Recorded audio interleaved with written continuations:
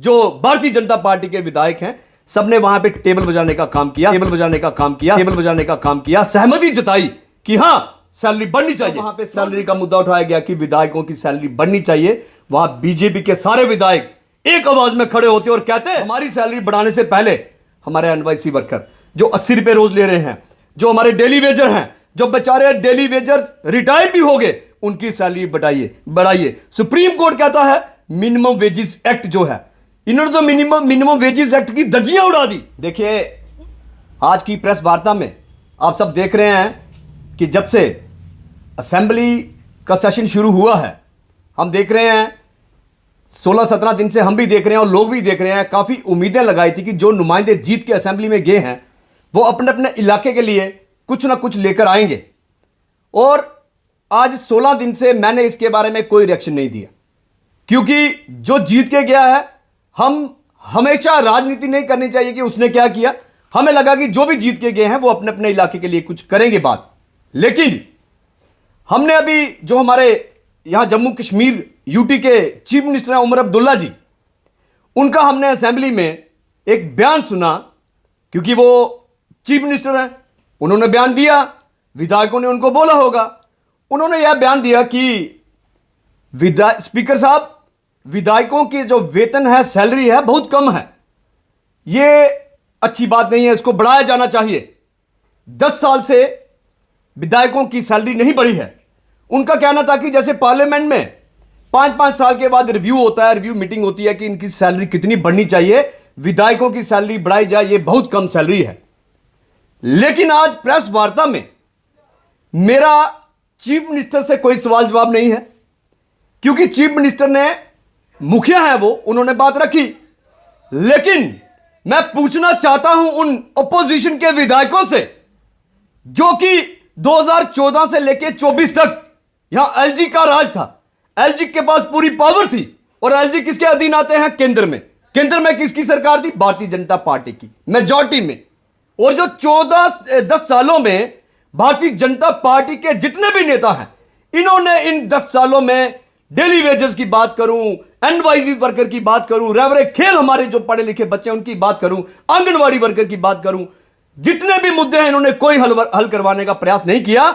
लेकिन जुम्मा 3 महीने जो सरकार बनी, हमने देखा कि छोटी सी बात में वो हल्ला करना कि कैमरे में आए, मीडिया में आए और अपने लोगों को बोले कि देखो आपने हमें वोट दिया, हम कितनी जोर से चिल्ला रहे हैं। मैं विधायकों से कहना चाहता हूं, आपको चिल्लाने के लिए वोट नहीं दिया था, आपको वोट दिया था असेंबली में चिल्लाने के साथ साथ इंप्लीमेंट करवाएं जो मुद्दे हैं।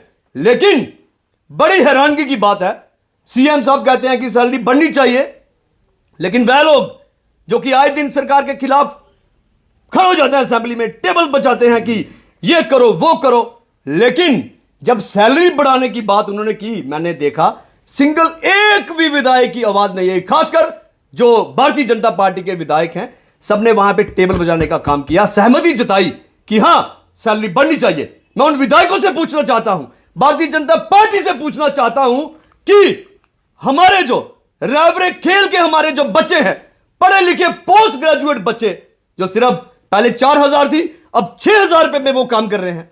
मैं बात करूं एनवाईसी वर्कर्स की, 83 रुपए, 83 रुपीज पर डे, 83 रुपए रोज का उनको दिया जा रहा है। वो हेल्थ सेक्टर में काम कर रहे हैं, रेवेन्यू में काम कर रहे हैं, यहां तक कि बच्चों के पढ़ाने का काम भी एनवाईसी वर्कर से लिया जा रहा है, और पर डे 83 रुपए, 100 रुपए से कम सैलरी उनको दी जा रही है। वैसे ही आप रेवरे जंगलात की बात करें, 5,000 रुपया महीने में रेवरे जंगलात पे पढ़े लिखे बच्चे वहां पे काम कर रहे हैं, उनकी ओर कोई ध्यान नहीं आया। लेकिन आंगनवाड़ी वर्कर की बात करूं, बिना पेंशन के उनको रिटायरमेंट किया गया। आशा वर्कर की बात करूं, म्युनिसिपैलिटी में डेली वेजर्स की बात करूं, पीएचई डेली वेजर्स जो लाठियां खा रहे हैं, मुझे बताइए वहां सिर्फ बात रखेंगे कि डेली वेजर्स के बारे में क्या किया, 4 महीने में सरकार ने क्या किया, ये तो हम सरकार से सवाल पूछेंगे अगर सरकार 1-2 साल के भीतर नहीं करती। लेकिन हमारा सवाल है कि आप बताएं 14 से लेके 24 तक आपने इनको परमानेंट क्यों नहीं किया? केंद्र में आपकी तो मेजॉरिटी में गवर्नमेंट थी, एलजी को सिर्फ एक फोन करवाना था तो सारे मसले हल होने थे, लेकिन नहीं करवा सका। लेकिन आज हम ये पूछना चाहते हैं उन विधायकों से, खासकर मैंने बोला कि भारतीय जनता पार्टी के लोगों से, हमें खुशी होती जब वहां पे सैलरी का मुद्दा उठाया गया कि विधायकों की सैलरी बढ़नी चाहिए। वहां बीजेपी के सारे विधायक एक आवाज में खड़े होते और कहते कि हमारी 1.5-2 लाख जितनी भी सैलरी है, इनको गाड़ियों के लिए पेट्रोल अलग से मिल रहा है, अकोमोडेशन अलग से मिल रही है, जम्मू जाएं, श्रीनगर जाएं। इन्होंने बोलना चाहिए कि हमारी सैलरी काफी है, हमारी सैलरी बढ़ाने से पहले हमारे एनवाईसी वर्कर जो 80 रुपए रोज ले रहे हैं, जो हमारे डेली वेजर हैं, जो बेचारे डेली वेजर रिटायर भी हो गए, उनकी सैलरी बढ़ाइए। सुप्रीम कोर्ट कहता है मिनिमम वेजेस एक्ट जो है, इन्होंने तो मिनिमम वेजेस एक्ट की धज्जियां उड़ा दी। उसके मुताबिक भी क्या सैलरी दे रहे हैं? मिनिमम वेजेस एक्ट में कितनी सैलरी है पता कीजिए, जो पढ़े लिखे विधायक अपने आप को कहते हैं यहां पे। और आज की प्रेस वार्ता में हम ये मांग करते हैं कि जो कल तालियां बजा रहे थे, हमें उम्मीद है और हम मांग करते हैं असेंबली में सारे इकट्ठे होकर यह मांग करें कि हमारी सैलरी बढ़ाने से पहले सारे जो मैंने नाम लिए डिपार्टमेंट के लोगों की सैलरी बढ़ाई जाए। और दूसरी बात, CUET एग्जाम जो कि फिर से शुरू किया गया है। 2 साल पहले हमने प्रोटेस्ट किया था, हमारे पढ़े लिखे बच्चे जो कि जम्मू कश्मीर से बाहर पंजाब, चंडीगढ़, दिल्ली गए, कई बेचारे रह गए, कई एग्जाम नहीं दे पाए। इस बार फिर जो नोटिफिकेशन आई है CUET exam, common university entrance test, जो कि अभी जम्मू कश्मीर में होगा, हम तो ये मांग करते हैं कि क्यों हम भी कॉलेज पढ़े हैं, सीधे 12th के बाद कॉलेज में दाखिला दिया जाए।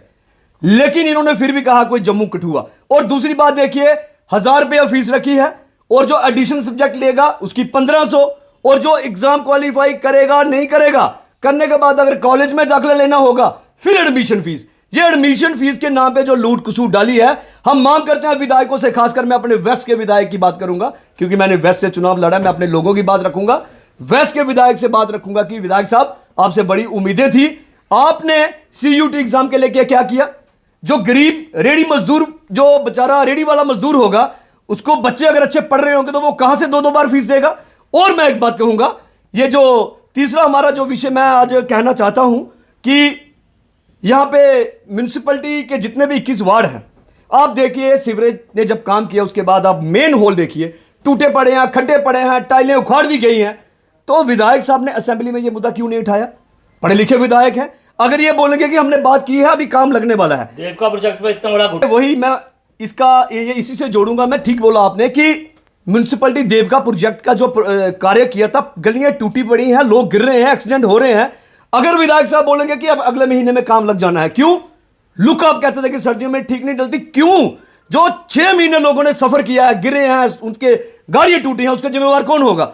इसकी तरफ कोई ध्यान नहीं है। बिजली की कटौती की बात करूंगा, स्मार्ट मीटर जहां लगाए गए थे, शहर के साथ साथ हमें लोग, गांव के लोग फोन करते हैं। कल मुझे जिप इलाके से फोन आए कि हमारे बिल इतने ज्यादा आ रहे हैं, और इन्होंने कहा था कि स्मार्ट मीटर के बाद बिजली की कटौती बिल्कुल नहीं होगी।